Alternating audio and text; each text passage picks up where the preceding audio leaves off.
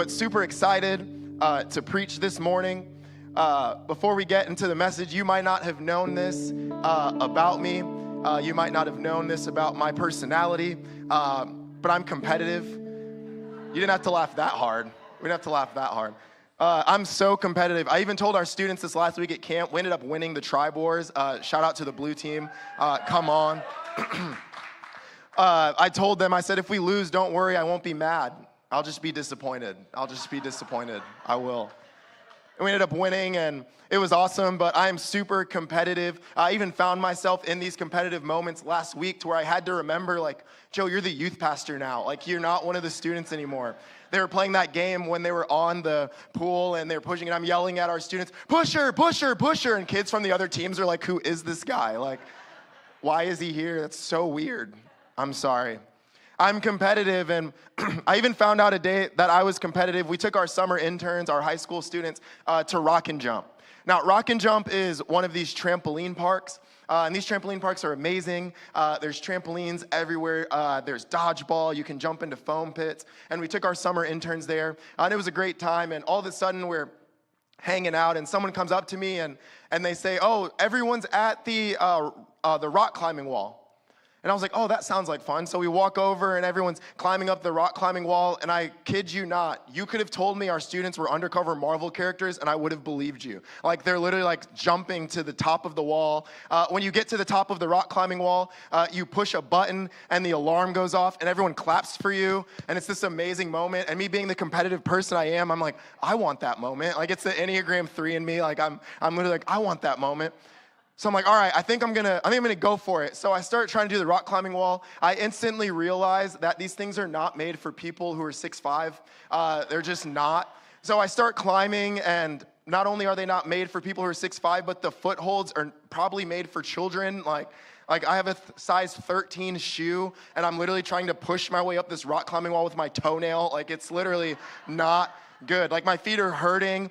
And I realize about like a third of the way up, I'm like, I don't know if I can finish. Like, I'm literally like, I don't know. But then there's like my wife and like all of our students watching me. So it's like my pride just has to like push me through. And I have this moment where I'm like, am I gonna stop or am I gonna keep going? What am I gonna do? So I end up going, and I get to the top of the rock climbing wall, and it's this amazing moment. And I push the button, and everyone's cheering. Some students maybe even shed tears of joy. It was just a beautiful moment. Just a beautiful, beautiful moment. But then I realized I have this epitome that I have to come back down. And in that moment, I also realized I'm afraid of heights. Like, I didn't know before, but in that moment, I realized it. So I start like trying to figure out how to like come down. Like, the students think I'm just resting, but I'm actually like calculating like which foot did I use to come up here. Like, I had to figure it out.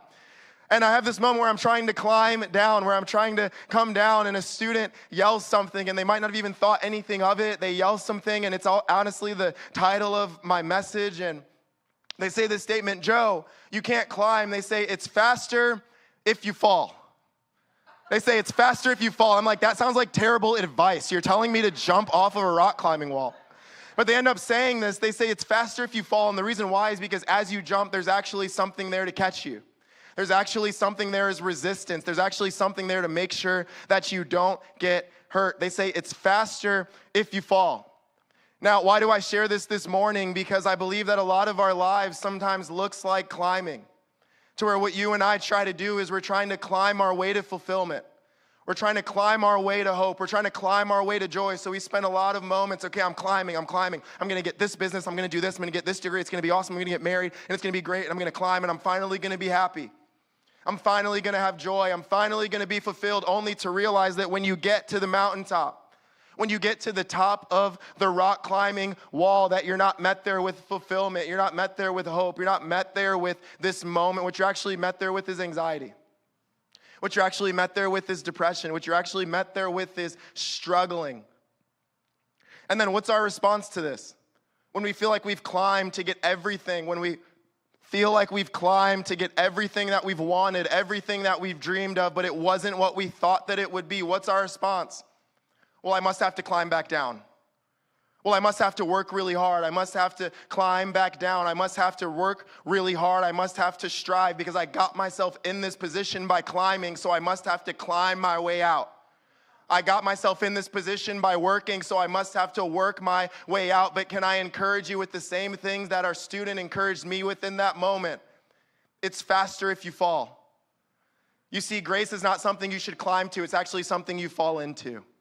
Can I encourage you? Grace is not something that you work for, but it's actually something that you rest in. It's faster if you fall into the arms of the Father. It's faster if you fall into the grace of God. You don't have to work for it. You don't have to strive for it. But what you have to understand this morning is that it's faster if you fall.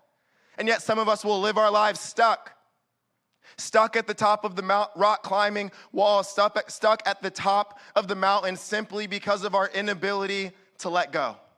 Simply because of our inability to let go of the things that we worked for, the things that we have. And yet what we see happen in the Bible multiple times, time and time again, is that Jesus makes these statements that say, hey, in order to gain everything, you have to let go of some things.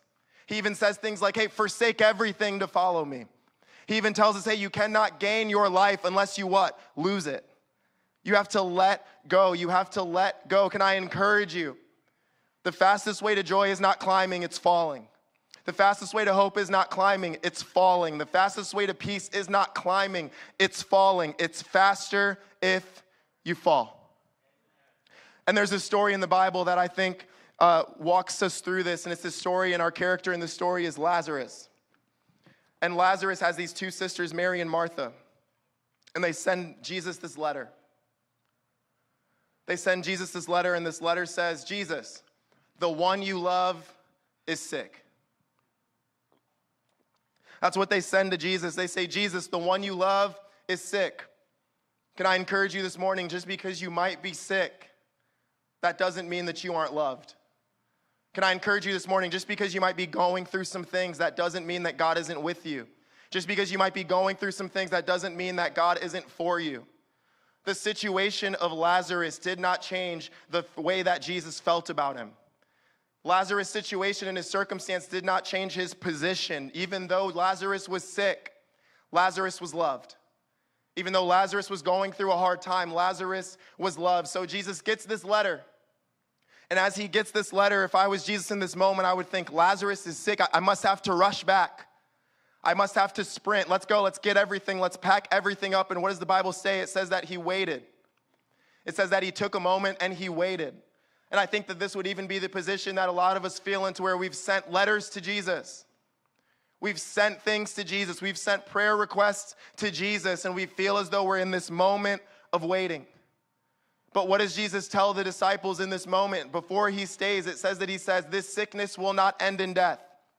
Can I encourage you, the timing did not affect the promise. Can I encourage you, because it took a little bit longer, the promise remained the same. And there are going to be times in your life that some things might take longer than expected. There might be a little bit of delay, but the delay does not defer the promise. The delay does not make the promise go away. So Jesus gets this letter and he stays. And then he finally shows up, and Lazarus has been dead for 4 days. What you have to understand about this story is that the people in this culture believe that for 3 days, resurrection was still possible. So in their mind, it's over. In their mind, that's it. In their mind, it's done. So when Jesus goes to them, when Jesus shows up at the scene, they're upset. They're angry. They even say this statement, Jesus, if you would have been there. They say this statement. They say, Jesus, if you would have been there, my brother wouldn't have died. Jesus, if you would have showed up, my brother would have made it. Oh, how many of us feel like that today? Jesus, if you would have showed up quicker, my life wouldn't be the way that it was. Jesus, if you would have showed up quicker, then it wouldn't have been like this. If you would have showed up quicker, I wouldn't have had to go through this. If you would have showed up quicker. And yet what we see from Jesus is Jesus isn't angry at their emotions. Jesus doesn't respond and rebuke them. But what does Jesus do? He actually weeps with them. He actually takes a moment and he sits down with them. He actually weeps with them, knowing that the story is about to take a turn. He actually weeps. It says Jesus wept with them. It says that he cried with them. And what you have to understand, I've said this at our church before, if it matters to you, it matters to God. Even a God who knows the end of the story, even a God that knows it's going to be better in just a few moments, did not rush to the end of the story. He did not rush to the end, but what did he do? He wept. He cried. You can bring your true emotions to God. You don't have to withhold them. You don't have to hold them back, but you can bring your anger. You can bring your frustration. And what Jesus will do is he won't be angry. He won't rebuke you. What will he do? He'll weep with you. He'll cry with you. He'll spend time with you. So that's where we are in our story. Jesus has finally showed up. Jesus has made it, and it says in the Bible in John chapter 11, it says, then Jesus, the anger welling up within him, arrived at the tomb. It was a simple cave in the hillside with a slab of stone laid against it. Jesus said, remove the stone. The sister of the dead man, Martha, said, Master, by this time there's a stench. He's been dead for 4 days. Jesus looked her in the eye. Didn't I tell you if you believed, you would see the glory of God? Then to the others, go ahead, take away the stone. They removed the stone. Jesus raised his eyes to heaven and prayed, Father, I'm grateful that you have listened to me. I know you always do listen, but on account of this crowd standing here, I've spoken that they might believe that you sent me. Then he shouted, Lazarus, come out. And he came out, a cadaver wrapped from head to toe with a kerchief over his face. Jesus told them, unwrap him and let him loose. Let's pray one more time before the preaching of God's word. God, I thank you that you are a God that is with us and for us. That in moments when we bring you our emotions, in moments when we bring you our fears, God, you do not turn away from us. You don't even rebuke us, but you sit there for a second and you hold us. You weep with us. You spend time with us. I pray that we would not view you as a God that is angry. That we would not view you as a God who is upset, but we would view you as a God who loves us. Do what only you can do in our church in Jesus' name. And everyone said? There's two different types of people in the world. There's people who love animals. Raise your hand if you're someone who loves animals. You love animals. And there's people, I don't want to say that you hate animals, but you could do without them. Is there anyone like that? Like you don't hate them. I don't want to say that. That's just politically incorrect. But you kind of do. Like you don't hate them, but you know. Now, normally these two types of people can coexist. Normally these two types of people can come together. Until there's animals involved. Like normally they're fine until there's animals. And the reason why is because people who are animal people like just feel comfortable and normal with animals that like aren't their pets. Like it's like I was never the guy that if I saw a dog like wanted to pet it. Like that was never just me. But I know people who as soon as they see a dog they can't like hold themselves back. Like oh I just have to. Like no you don't. You don't actually. You don't. You don't know where it's been. You don't know. You don't know. And growing up, there are moments that I've lived in places where like people are just animal people. Like I've lived in Florida and I lived like, not in like big parts of Florida. Like I lived in like a small town. Like you ever seen those Instagram posts of like Florida man, like in Walmart wearing weird stuff? Like I lived there. Like that's where I lived. Like Florida man was my neighbor. Like literally like every single time. And like they'll be walking and they'll be around a lake and they'll see a gator and be like, oh my gosh, a gator. Let's go catch it. No, let's not. Let's run. And then my wife's from Washington, and we were just recently in Washington, and we were driving up this mountain to go hike. And like all of these cars stopped to like look at this bear. And I'm like, okay, I'm like calculating if this bear turns around and attacks us, like which car is going first, and we're the closest. Like this is not like my forte. This is not what I enjoy. And there was even this moment I was on the golf course, and I was about to tee off, and all of a sudden, my buddy who I'm with turns and he goes, Joe, look. And I turn around and there's literally like a fox like 20 yards away from me. Now, what's interesting is that some of you in your head right now just went, aw, that's weird. That's weird. Can I say that? That's weird. Some of you guys, no, that's weird. So I'm like sitting there waiting and he like expects me to still like tee off. And I'm like, dude, I'm not teeing off until this fox leaves. So we're sitting there for like 15 minutes while it's just circling the tee box, like looking at me. And I'm pretty sure I heard it like say my name and say it was gonna kill me. I guarantee it, I'm telling you. Joe, we're coming. I'm coming back with reinforcements. Like we're literally sitting there and I'm like, dude, I'm not going near it. And he starts taking out his phone and like trying to like go near it. I'm like, that is weird. Like it is, it's weird. I'm not going near it. I'm not going anywhere near that animal. I don't know where it's been. I don't know what it's gonna do. I don't know if it has a disease. Like I'm not going anywhere near it. And we have this moment in our story, which you have to understand is what Jesus is actually asking them to do. Jesus says this statement, he says, remove the stone. Now, there are two reasons why this would have been a weird request. The first one is that once a stone had sealed a grave, it actually was forbidden to remove it because you would have been seen as unclean. That was just kind of too close to the grave. You don't want to be that close. And the second reason they even say it, they say the odor. They say, Jesus, the odor, it smells. You don't want to go near it. Jesus, you don't want to go close to it. You want to stay away. They say, Jesus, the odor. And I think that if I was to ask you how you lived your life with God, how you allowed God near the places in your life, I think that the majority of us would say that we keep Jesus at arm's length because of the odor. Like Jesus is trying to go into your purity, and we say, Jesus, you don't know what I've done. Jesus, you don't know the things in my past. Jesus, the odor. Jesus is crying out, hey, I want to be near your business. I want to be near your business. And you're saying, well, you don't know how we get deals done in this business. You don't want to go near that. Jesus, the odor. So what do? We keep Jesus at arm's length, and we keep people at arm's length. Now, why is this a problem? Because what you have to understand is that when you keep people and Jesus at arm's length, you can come to church and you can have a good time. You can come to church and you can drink some coffee. You can come to church and you can have a donut, but you'll never have your life transformed. But you'll never have your life changed. But you'll never have your life changed by God. Something that I tell our students all the time, exposure brings healing. So if you were to tell me, hey, I've been struggling with this. Why has God not healed this? The first question I would ask you is, have you exposed it? Have you told anyone? Why does it matter that the stone is removed? Why does Jesus tell them this? I truly do believe the reason why is because the longer that Lazarus stays in the grave, the more dead that he becomes. You see, the longer he stays there, the more his body begins to decay. The longer he stays there, the more dead that he becomes, the more time passes. Can I encourage you? The longer that your secrets stay in the grave, the longer that your lives stay in the grave, the longer that you live in darkness, the more spiritually, the more emotionally, the more mentally dead and numb that you will find yourself. That you're going to look up and you're going to say, how am I even allowing this in my life? Well, did you remove the stone? Well, how did I even get here? How am I making decisions and not even caring about them anymore? Well, did you remove the stone? And my first point this morning, we're going to talk about 3 commands that Jesus gives us in order to fall into his grace. And the first one is this. Point number 1, remove the stone.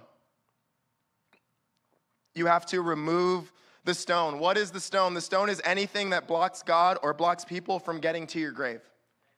Anything that blocks God or blocks people from getting to your grave. So the smile that you put on when people ask you if everything's okay and it's really not, that actually could be a stone.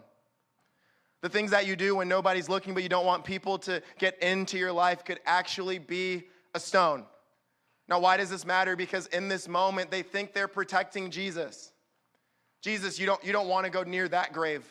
Jesus, that grave smells. Jesus, that grave, no, you don't want to go near. But what they're actually doing is they're preventing Jesus from the miracle that could happen in their life. And what you and I do is we sometimes feel as though we're protecting people. Well, I can't join a small group because if I do, well, they're not going to want me there in a couple. We can think we're protecting people. Well, I can't go to church. Well, I have to get myself right. We can think we're protecting people. But what we're actually doing is preventing Jesus from working in our life. What we're actually doing is preventing God from doing a miracle in our life. So Jesus looks at them and he says, hey, I need you to remove the stone. I need you to take this stone away. They thought that Jesus just went to honor Lazarus. They thought that Jesus just was there in order to pay his respects to Lazarus. But can I encourage you this morning, Jesus wasn't there to pay respects to Lazarus. Jesus was actually there to resurrect Lazarus. Jesus doesn't go to your grave in order to just pay respect to your grave. To say, hey, look at how dead you are. No, he actually goes to resurrect your grave. He actually goes to bring life. He actually goes to bring healing. He actually goes to bring joy and hope where there is no hope and there is no joy. But can you remove the stone? Can I encourage you? Jesus cannot heal a grave that you haven't opened. Jesus cannot resurrect a grave that you haven't opened. The Bible tells us in Revelations, what does he do? He stands at the door and knocks. But what does it say? It says you and I have to open our heart. But can you remove the stone? And the second point is the story continues. It says, then he said to the others, go ahead, take away the stone. They removed the stone. Jesus raised his eyes to heaven and prayed, Father, I'm grateful that you have listened to me. I know you always do listen, but on account of this crowd standing here, I've spoken so that they might believe that you have sent me. Then he shouted, Lazarus, come out. Something I've noticed in life is that there are different ways that people run. If you really process it, there are different ways that people run. The first way that people run is you run for like a goal. You run for like a prize. Like who in here ran track ever? Anyone ever, any track runners? Yeah, there's a difference when you're running for something. There's a difference when you're running for a goal. And then we have people who run for fun. Can you raise your hand if you run for fun? Yeah, I'm gonna be honest. I don't understand you. I don't. Just running. I don't run for fun. I actually believe it's biblical. I do. And I'm gonna prove it to you. There's this verse in the Bible. Why do I think that running for fun is not biblical? Proverbs 28:1. The wicked run when no one is chasing them. That's what it says. That's what it says. The wicked run when no one is chasing them. But an honest person is as brave as a lion. That's me. So when people ask you, hey, do you run? No, I'm just honest. I'm just righteous. I just love the Bible. And then the last way is running for your life. Like, have you ever just ran for your life? Like, have you ever had to run for your life? Yeah, it's very encouraging that not as many hands go up for that. That's very encouraging. And the problem with running for your life is a lot of times you're just running, and you think that someone's chasing you. Like, a lot of times you're just running, and you don't know why. One time I went to go see the movie Transformers. Has anyone ever seen that movie, Transformers? And then as soon as I left the movie, I'm walking out with my friends, and all I hear is, I'm gonna be honest, I ran immediately. I ran. I was 100 yards down the road, and I look back, and it's just the sprinklers turning on. It was. But I ran. They're like, Joe, did you think a Transformer was here today? I said, I don't know. No idea. But I think that the way that we run is also the way that you and I run in life. To where there are some of us who are running for a goal, right? Okay, I just got to run to this goal. I got to run to this goal. I got to make sure, I wake up at a certain time. I got to do this. I got to do that. I got to do this. Very type A people. I run for a goal. And then there are some of us who are just running for fun. Like, what are you going to do this weekend? I don't know. What are you going to do? I don't know. Look, squirrel. I don't know. What are we doing? I'm just running for fun. Do you have any goals? I don't know.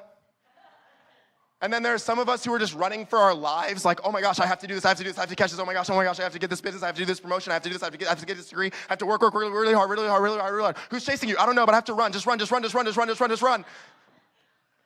And I think what can happen is if you're running and you don't know why, and you don't know what you're running to, and you don't know what you're running from, there are moments in your life that you will look up and you will realize that you were spiritually and emotionally depleted and in the grave.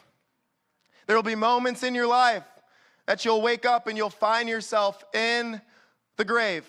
And we have this moment where Jesus says, come out. Where he calls out to Lazarus, he says what? Come out of the grave. Now, why is this important? Because it would have been crazy.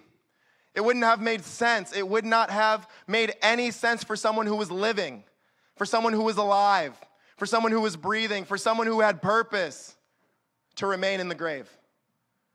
And yet the challenge for you and I, especially doing Christianity and doing the work of God in America and even in the Bay Area and the affluent place that it is that you and I can be alive and we can be breathing and we can have a relationship with God in the grave. You see, we can have this relationship with God where we spend time with God and then go back to the grave. Where we enjoy time with God and maybe we even go to our small group and then we go back to the grave, back to the things that are killing us, back to the things that are destroying us, back to the things that have hold on us. We can sometimes come out and then go back in. But what does Jesus say? The second thing that you have to do is you have to come out of the grave. What is the grave? The grave is anything that isn't God's best for you. Anything that isn't God's best for you. So the relationship that you're in that maybe you don't feel fully comfortable being in could actually be a grave.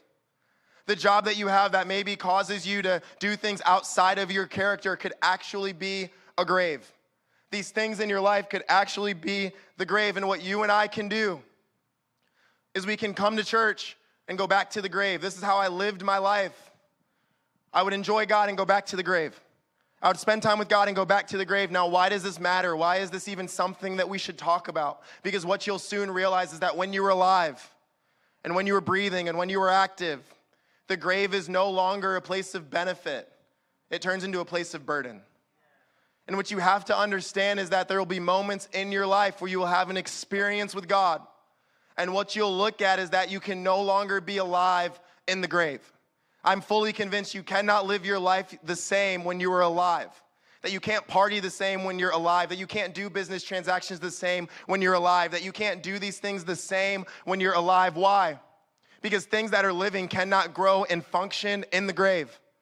Things that have life, things that have purpose cannot grow and function in the grave. So what does Jesus tell us to do? He tells us to come out of the grave, to step out of things that are destroying us and to step into life, to step out of things that are maybe burdening us and step into hope. He says, come out of the grave. What you have to understand is Jesus wants the real you out of the grave.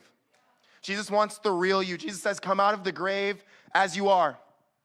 He says, I need you to come out of the grave as you are. Jesus doesn't say, hey, Lazarus, get some of that death off you first and then come out of the grave. He doesn't say, hey, Lazarus, make sure that you don't smell as bad and then come out of the grave. But what does he say? Hey, come out of the grave as you are. Did you know Jesus wants the real you out of the grave? Like not the Instagram you. Like not the you, like that's you at the water cooler and then a different way when you get home.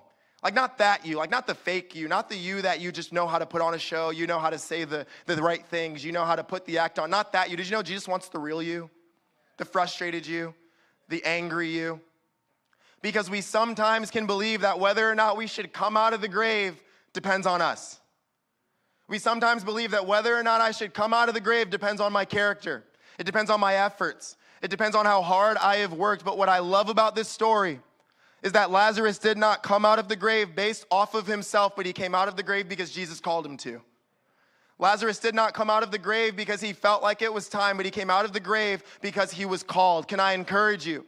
Whether or not you come out of the grave does not determined by what you have done, but whether or not you come out of the grave should be determined by, has Jesus called you? Has Jesus called you? Has Jesus called you out of the grave? And I can tell you that he has. That not only did he call you out of the grave, but he actually came down from heaven, died on a cross, and rose 3 days later. Why? So you and I could step out of the grave. So you and I could walk out of the grave. So you and I could find freedom, find hope, and find life outside of the grave. Come on, that's a good time to clap. That's a good thing to put our hands together for. And as I begin to close, and the band can come up, I love how this story ends. And we're going to put up the New King James Version because I just love this version so much. It says, now when he had said these things, he cried out with a loud voice, Lazarus, come forth. And he who had died came out bound hand and foot with grave clothes and his face wrapped with a cloth. Jesus said to them, loose him and let him go. I was reading this story on how they basically train elephants for the circus. It was like a YouTube chain. I just ended up there. Don't ask how. But I ended up reading this story or seeing this video and even reading some articles about how they train elephants for the circus. Now, what's interesting is that when you go to the circus, a lot of times these elephants, there'll be these big animals. There'll be these big things that just have a rope around their leg. So you would think, oh, well, this elephant could run free if it really wanted to. Like, why doesn't it? This elephant could go crazy. Like, it really could cause a stampede if it wanted to, but why doesn't it? And what I ended up finding out was that when these elephants are little, what they do is they'll put that same rope around its leg and attach it to a peg. So in that moment, no, the elephant isn't free. In that moment, no, the elephant doesn't have freedom. But as it gets bigger, as it gets older, as it gets larger, it still believes that the thing that was around its leg and that bound it then is still binding it now. It still believes that it can't move, even though it could have freedom, even though it could run wild. It still believes that it can't move, and it stays within this radius. It stays within this circle simply because it was bound when it was little. And I think that there are even some of us in here who maybe had some ropes put around us when we were younger. We maybe had some things put around us when we were younger, when we maybe were younger in our lives. And as we got older, these things that were binding us, we thought we couldn't break free from, so we stayed in them. So what I love about this story about the elephants is that what they would do is they could only go around a certain circle. So they would be here and they'd go around this circle not knowing that it could go out. And this is what happens in your life and in my life is we only experience certain things. We come to church and then we go home and then we live our lives. We go in a small group and then we go home and we live our lives and we stay in this circle. We stay in this little circle not realizing that there's more for us out there, that we could have freedom, that we could have joy, that we could have hope. We stay in the circle. And there's this moment in the story, and I promise we're almost done. There's this moment where Lazarus is fully freed, or he's fully alive. He is now out of the grave, but he has no freedom. I think when we read this story, we sometimes can think grave clothes would have been like normal clothes. It would have just been clothes that you and I wear, but what you have to understand is that he was wrapped like a mummy. That it says that he was bound hand and foot, that there was even something over his face. So Lazarus is fully alive, but he's not free. Lazarus is fully alive, but he's still trapped. And I think if I was to ask you your story, I think if I was to sit down and have a cup of coffee with you, there would be some of us who would say, I know I found Jesus, but there are still some things that are binding me. I know that I rose my hand in a service, but I'm still dealing with some things. So Jesus tells them, he says, hey, I need you to loose him. I need you to let him go. And there's this moment. And what you have to understand why this is so important is because right now there is a cloth over his face, meaning that he has no vision. And there's cloth wrapped around his body, meaning he has no mobility. What you have to understand is that he now cannot see and he now cannot move. And if the enemy can take anything from you, if he's gonna steal anything from your life, he's gonna make it so that you cannot see better for your life. And if you can see it, that you won't wanna move towards it. So you're gonna be in this circle and you're gonna say, why can I not move out? And it's simply because you're still wrapped. Why am I still struggling with these things? And it's simply because you're still wrapped. So what does Jesus tell us? What does Jesus do? Point number 3, he says, take off the wraps. He says, take off the wraps. Can you understand? You cannot step out of this circle until you take off the wraps. You cannot step into freedom until you take off the wraps. But you also have to hear me this morning, is that Jesus doesn't say that to Lazarus. What you have to understand is Jesus doesn't tell Lazarus, hey, Lazarus, take the wraps off yourself. No, he actually tells it to the people around him. And what you have to understand is that there are some of us who are shimmying to try to take the wraps off. There are some of us who we're doing everything we can to try to take the wraps off, not realizing we cannot take the wraps off ourselves. And what you have to understand is God has sent pastors, God has sent small group leaders, God has sent people in this church who can help you take the wraps off, who can help you walk through the things that you're binding you, who can help you find freedom in things you've never known before. The Bible tells us, I've said this before, that for the rest of our lives, we're gonna be under construction. For the rest of our lives, we're gonna have struggles, we're gonna make mistakes, we're gonna not know how we do things. Paul even says, I do all the things that I don't wanna do, and I don't do the things that I wanna do. For the rest of our lives, we're gonna have wraps on. But is anyone thankful for the grace of God that because of him we can come into an environment like this and begin to take the wraps off? Why do you come to church? So you can take the wraps off. Why do you join a small group? So you can take the wraps off. Why do you serve on a team? So you can take the wraps off. But you cannot take the wraps off of yourself. Could you imagine? Oh, could you imagine the deep breath of Lazarus as he comes out of the wraps? Could you imagine that first breath? Could you imagine the light, seeing the light for the first time? Could you imagine the stretch? Could you imagine the freedom? Lazarus was bound for 4 days. There are some of us who have been bound for 4 years. There are some of us who have been bound for decades. There are some of us who have been struggling with things for decades. There are some of us who have been wrapped for decades. What you have to understand this morning is that Jesus looks to Lazarus, his friend, who has just been through a hard time, the people around him who doubted him, the people who were frustrated, the people who were angry, and he tells them, I need you to loose him and I need you to let him go. He says, you can't have my friend anymore. You need to loose him and you need to let him go. He says, you can't have him. I'm going home with him. You can't take him anymore. I need you to loose him and I need you to let him go. And can I encourage you, the God of all creation, the God who loves you, the God who died on a cross for you is yelling at everything that is binding you. He's yelling at the anxiety. He's yelling at the depression. He's yelling at the frustration. He's saying, loose them and let them go. He's saying, you have no power here. Loose them and let them go. He says, you have to be able to loose them and let them go. I believe that God is raising up a church of people who have been through a pandemic, a church of people who are struggling with their mental health, a church of people who are going through some of the hardest times that our country has ever seen, who are saying, I refuse to be bound.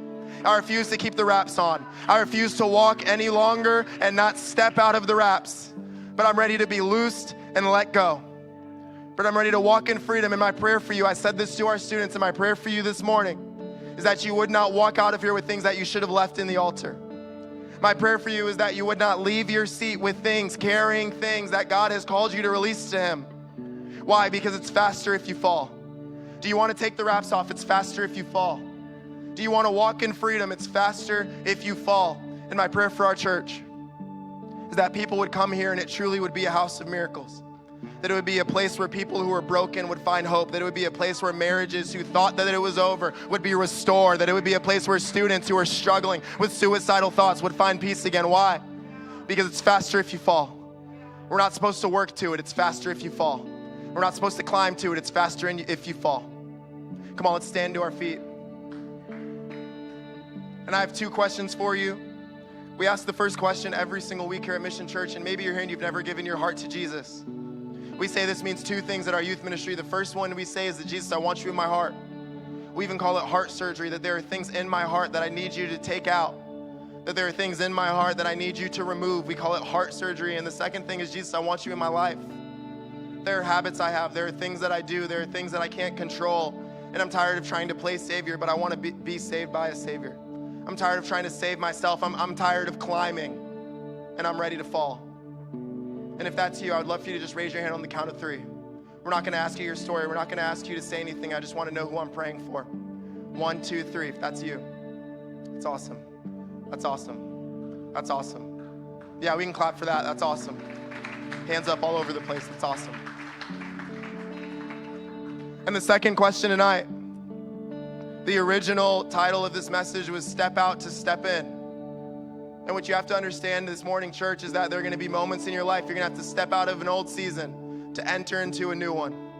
You're going to have to step out of some things in order to experience all that God has for you. And if you're willing to say, hey, there's some things I need to step out of and step into. I'm willing to step out of anxiety and step into peace. I'm willing to step out of temptation and step into freedom. If that's you, I just want to pray for you. Once again, I'm not going to ask you to share your story. I just want to know who I'm praying for. So if that's you, you can just put your hand up on the count of 3. 1, 2, 3. That's awesome. That's awesome. That's awesome. Well, we pray this prayer every single week. It's called the Sinner's Prayer, and we pray it all together because we believe that we're all sinners saved by grace. So go ahead and repeat after me. Say, Dear Jesus. Come on, say it like we mean it. Say, Dear Jesus, come into my life. Make me brand new. Forgive me of my past as I choose today to make you Lord of my life for the rest of my life. And God, I thank you that your word tells us that we are new creations, that the old has passed away and that the new has come. So I thank you for moments like this that remind me that I am not just new, but I am made new by your grace, made new by your mercy, made new by your love. God, I pray that we would not hold on to things that you have called us to release. I pray that we wouldn't carry crosses that you died on. I pray that we wouldn't carry burdens that you call us to cast on you, but that we would walk in freedom, that we would take the wraps off, God, that we would step out to step in. I pray that people even today would step out of temptation and into freedom. I pray that people even today would step out of hopelessness and step into hope, that they would step out of anxiety and step into joy. But remind us, God, we cannot take the wraps off of ourselves, that we aren't strong enough, that we've been dead a little bit too long, God. But we need people and we need you. So I pray, God, that every single person in here, God, would be surrounded by people and they would be surrounded by you. That in moments in our lives, we want to take the wraps off ourselves. We would be surrounded by people that can rally around us, pray for us, cry with us, weep with us, and yet we would still find ourselves surrounded by you. Help us to take the wraps off because it's faster if we fall. Do what only you can do in Jesus' name. And everyone said,